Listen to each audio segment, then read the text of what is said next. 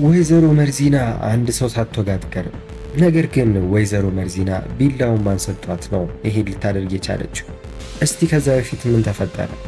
ያኔ አምናን ምንም ሳይፈቅድላት ሲፈን ወደ ውስጥ ገብቼ ሴትዮዋን ልጠይቃት ናፍቃኛለች ብላ ሰውየውን ፍቃድ ስትጠይቅ ተመልክታቸው። እሱ ግን እንደተሰጠው ትዕዛዝ ከሆነ አምናን ማንም ሰው ወደዚህ ቤት እንዳይገባ ብሎ አስጠንቅቆት ነበር። እሷም እኔ የአምናን ባለቤት ነኝ፣ ወደ ውስጥ መግባት የለብኝም እንዴ ብላ ትጠይቀዋለች። እሺ ብሏት ወደ ውስጥ እንድትገባ ይፈቅድላትና ነገር ግን ብዙ እንዳትቆይ ያሳስባት። ያኔ ወደ ውስጥ ስትገባ ወይዘሮ መርዚና ከዚህ በፊት የተፈጠሩትን ነገሮች ምንም ማስታወስ እንደማትችል ትገነዘባለች።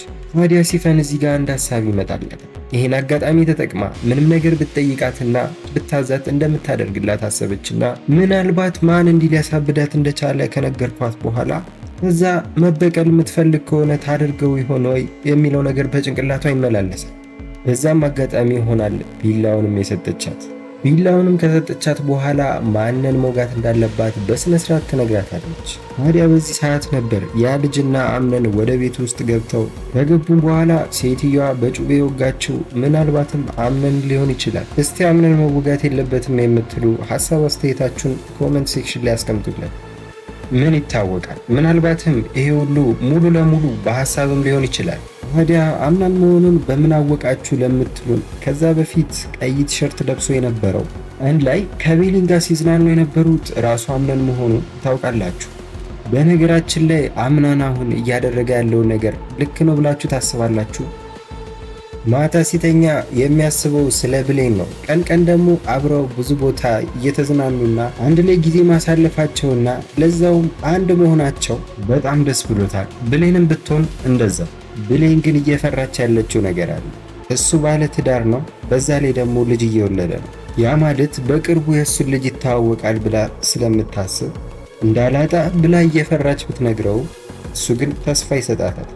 አምናንም በራሱ በኩል እኔም ተመሳሳይ ስሜት እየተሰማኝ ነው፣ ከአንቺ ጋር ብዙ ነገር ባናሳልፍም በአጭር ጊዜ ውስጥ አፍቅሬሻለሁ። እሷም አንተን እየተሰማ ያለው ስሜት ነው እኔንም እየተሰማኝ ያለው፣ ግን አንተን ማጣት አልፈልግም።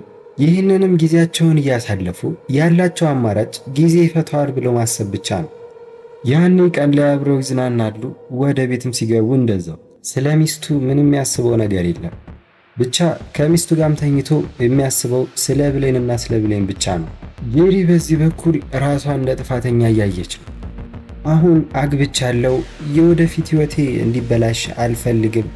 በዚህ በኩል ደግሞ አምናን ባለሀብት ነው። አዲስ የመጣው ሙስጠፋ ወይም ደግሞ የድሮ ፍቅረኛዬ ህይወቴን እንዲያበላሽ አልፈልግም። አሁን ማድረግ ያለብኝን ወይም ደግሞ አድርግ ያለኝን በሙሉ ማድረግ ይኖርብኛል። በሌላ በኩል ሙስጠፋ የድሮ ፍቅረኛውን እንዳጣት በደንብ አድርጎ ያውቃል። ነገር ግን አሁን ማድረግ ያለበትንና እሷን ለመበቀል ሲል አድርግ ያላትን ነገር ሁሉ እያደረገችለት እንድትቆይ ይፈልጋል። ሙስጠፋ እንግዲህ የሆነ ሰዓት ላይ አብሯት ተኝቶ አይታቸዋል። ያ ማለት በግድ ማለት ነው። ጄሪም ቢሆን የራሷ ጥፋተኝነት ስሜት የተሰማት እንዴት በድብቅ ከባሌ ውጭ አደረግኩኝ ብላ ያው እሷም እየጸጸታትም ቢሆንም ግን ማድረግ ያለባትን ነገር ሁሉ እንዳደረገች ነው ለራሷ እየተናገረች ያለችው። እንደውም ያረገዘችው ልጅ እሱ እንዳልሆነም ጭምር ታውቃለች። ግን ደግሞ በዚህ በኩል የአምናንን አቋም ስላየች ወይንም ደግሞ እሷን እንደማይወዳት ከሷ ይበልጥ ብሌንን እንደሚወዳት ስላወቀችበት ወዲያውኑ አርግዣለሁ ብላ እሱ የትም እንዳይሄድ ለማስፈራራት ተጠቅማበታለች። አምናንም ከራሱ ጋርና ከህሊናው ጋር እየተጣላ ስለነበር ያው አንዴ ልጅ ወልጃለሁ ምንም ማድረግ አልችልም ብሎ እንዲያስብ አድርጎታል። ምናልባትም ከዚህ በኋላ የእሷን እውነተኛ ማንነት እስኪያቅም ድረስ እንደዚሁ ሊቀጥል ይችላል ማለት ነው። በሌላ በኩል ሞርዚና እንዴት ልትድን ትችላለች? የመጀመሪያው ነገር እስክትድን ነበር እዛው ክፍል ውስጥ የተቆለፈባት የነበረው።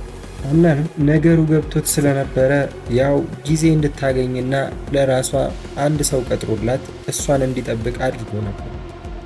የዚህ ልጅ የኋላ ታሪኩ እዛው ቤት ውስጥ ተቀጥራ የምትሰራው የእሷ የጓደኛዋ ልጅ ነው። ለስራ ነው እዛ ቤት ውስጥ የገባው። እሱ ግን የገባው አንድ ነገር አለ፣ ሌሎቹ ያልገባቸውም። በመርዝ ወይም በመድኃኒት እንደዚህ እንዳልሆነች ያውቃል። መድኃኒት ብቻ ነው እንደዚህ ሊያሳብዳት የሚችለው ብሎ ሲናገር ሰምታችሁታል። ለገዛ እናቱ ግን ትመክረዋለች፣ እባክህ እዚህ ቤት ውስጥ ያሉ ሰዎች በሙሉ የለበሱት የተለያየ ነገር ነው። ያ ማለት ባህሪያቸው በጣም የተለያዩ ሰዎች ናቸው። ስለዚህ ተጠንቀቅ፣ እንዳትቀርባቸው፣ ነገሩ ከባድ ነው ብላ እሱም ቢሆን እሺ እማዬ ብሎ ካቀፋት በኋላ እዛው ቁጭ ይላል። ያኔ ነበር ሲፈን የገባችው።